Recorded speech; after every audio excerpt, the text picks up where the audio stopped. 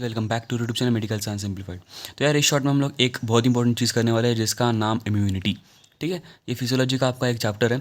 सबसे पहले तो इम्यूनिटी होता है क्या, हमको पता है कि जो एबिलिटी है बॉडी की, हमारे जो इन्वेजन को, जो माइक्रो ऑर्गेनिजम्स जो है उनसे इन्वेजन जो हमारी बॉडी बचाएगी या टॉक्सिन्स के इन्फ्लुएंस से, उसको हम लोग इम्यूनिटी कहते हैं। ठीक है, और ये दो तीन चीज़ों पर डिपेंड करती है, जैसे आपका एज क्या है, जिसकी न्यू बॉर्न और जो ओल्ड पीपल है जो मतलब एक्सट्रीम्स पे आते हैं उनका जो इम्यूनिटी वो कम होगा, और जो नॉर्मल या डेवलप्ड है वो उनका नॉर्मल इम्यूनिटी होगा। हार्मोन क्या होता है, चेंज अगर होगा हार्मोन लेवल्स पे तो एंडोक्राइन डिसऑर्डर्स हो सकते हैं, जिसकी वजह से कि आपका इम्यूनिटी डिफरेंशिएट हो सकता है। Third, nutrition, immunity is reduced in mall nutrition, ये तो हमको पता ही है।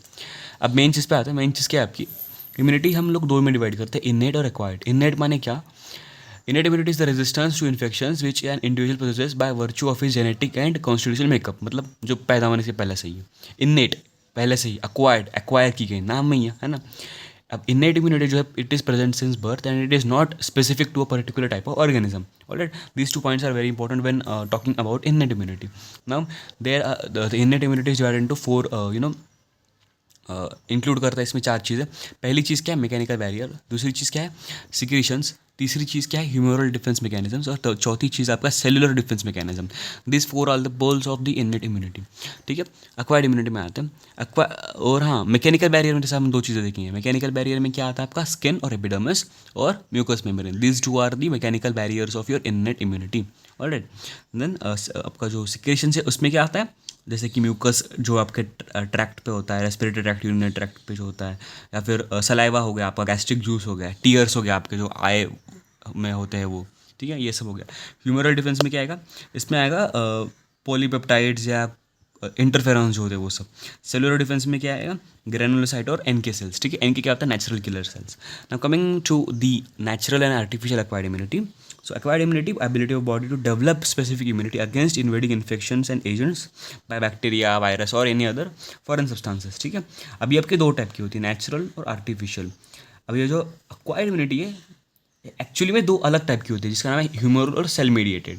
ऑलराइट, नेक्स्ट वीडियो में इस पर एक भी वीडियो जरूर बनाऊंगा इन दोनों के डिफरेंशिएटिंग पे। Alright, natural artificial, natural again active passive, artificial active passive. ठीक है, एक्टिव में सेलुलर में हेल्पर, साइटोटॉक्सिक, सप्रेसर और एमेमरी। मैंने इसको ऐसे याद किया, MSHC।